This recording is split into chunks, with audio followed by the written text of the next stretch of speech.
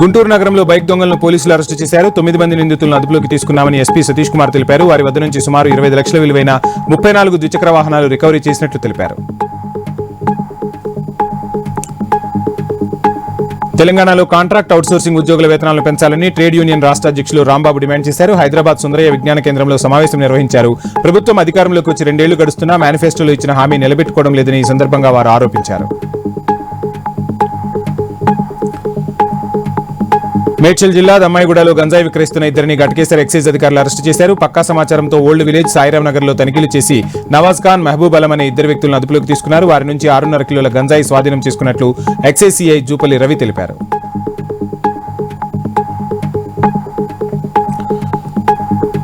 వరంగల్ జిల్లా చింతనొక్కాడ గ్రామ శివారులో చైన్ స్నాచింగ్ కు పాల్పడిన ఇద్దరు వ్యక్తుల్లో నరేష్ అనే యువకుడిని పోలీసులు అరెస్టు చేశారు. నిందితుడి నుంచి 34 గ్రాముల బంగారు గొలుసు, బైక్ రికవరీ చేసినట్లు సిఐ రాజగోపాల్ తెలిపారు.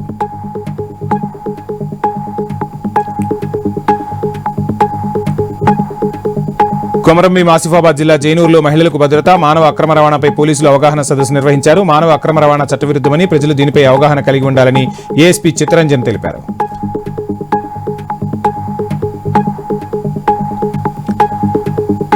మంచిర్యాల జిల్లాలో భారీ వర్షాలకు నక్కలపల్లి గ్రామ సమీపంలో కల్వర్టు కొట్టుకుపోయింది. దీంతో సుమారు 5 గ్రామాలకు రాకపోకలు నిలిచిపోవడంతో పోలీసులు తాత్కాలిక మరమ్మతులు చేయించారు. పోలీసుల తీరుపై స్థానిక ప్రజలు హర్షం వ్యక్తం చేశారు.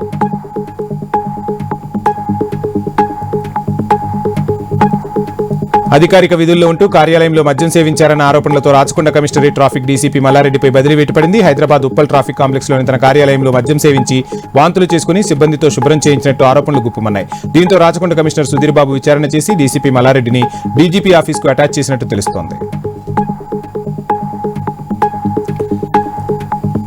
విజయనగరం జిల్లా నెల్లిమర్ల నియోజకవర్గం కొప్పెర జంక్షన్ లో కొత్త ఫైర్ స్టేషన్ కు ఎమ్మెల్యే లోకం నాగమాధవి శంకుస్థాపన చేశారు. కూటమి సర్కార్ రావడంతో నెల్లిమర్ల ప్రజలు 3 దశాబ్దాలుగా ఫైర్ స్టేషన్ కళ నెరవేరిందని తెలిపారు.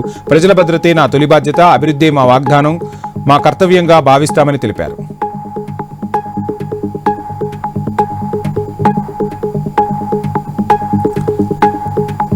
రోగుల వద్ద నుంచి డిమాండ్ చేసిన పారిశుధ్య కార్మికులపై కలెక్టర్ కోయా శ్రీహర్ష చర్యలు తీసుకున్నారు. గోదావరికని జనరల్ ఆసుపత్రిలో ఆకస్మిక తనిఖీ నిర్వహించిన కలెక్టర్కు అక్కడ చికిత్స పొందుతున్న రోగులు ఫిర్యాదులు చేశారు. బాధితుల ఫిర్యాదు మేరకు హనుమంతు, లావణ్యలను విధుల నుంచి తొలగించారు కలెక్టర్ శ్రీహర్ష.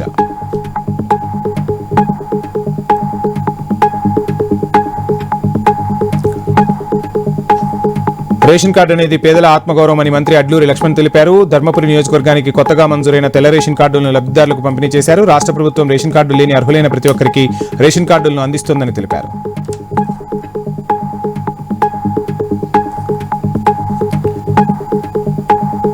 విశాఖలో భారీగా గంజాయిని పట్టుకున్నారు బండ్లగూడ పోలీసులు. 25 కిలోల గంజాయిని స్వాధీనం చేసుకున్నారు. కేసు నమోదు చేసుకున్న పోలీసులు గంజాయి రవాణాకు అసలు కారకుల కోసం దర్యాప్తు చేస్తున్నారు.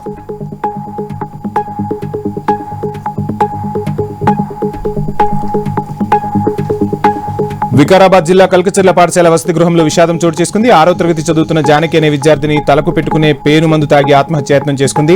హాస్టల్లో ఉండటం ఇష్టం లేక ఆత్మహత్యాన్ని ఒడిగట్టినట్లు తల్లిదండ్రులు తెలిపారు.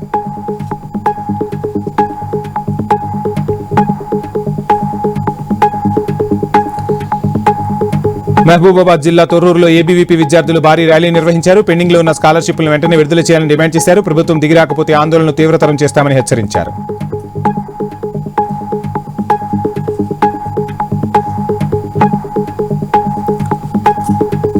ములుగు జిల్లా దొడ్ల మల్యాల గ్రామాల మధ్య ఉన్న జంపనవాగును జిల్లా కలెక్టర్ దివాకర్ పరిశీలించారు. ప్రజల అవసరాల కొరకు మరో 2 బోట్లు తెప్పిస్తున్నామని, నిత్యావసర సరుకులు, మందులు అందుబాటులో ఉంచామని కలెక్టర్ తెలిపారు. మరో 3 రోజులు భారీ వర్షాలు ఉన్నందున ప్రజలు అప్రమత్తంగా ఉండాలని సూచించారు.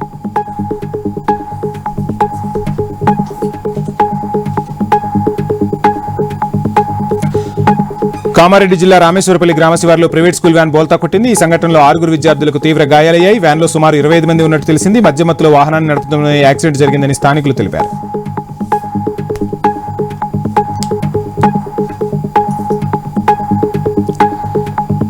హరిహర వీరమల్లు సినిమా సక్సెస్ పై సికింద్రాబాద్ ఉజ్జయిని మహంకాళి ఆలయంలో జనసేన నాయకులు ప్రత్యేక పూజలు చేశారు. త్వరలోనే ఉజ్జయిని మహంకాళి అమ్మవారిని పవన్ కళ్యాణ్ దర్శించుకుంటారని తెలిపారు.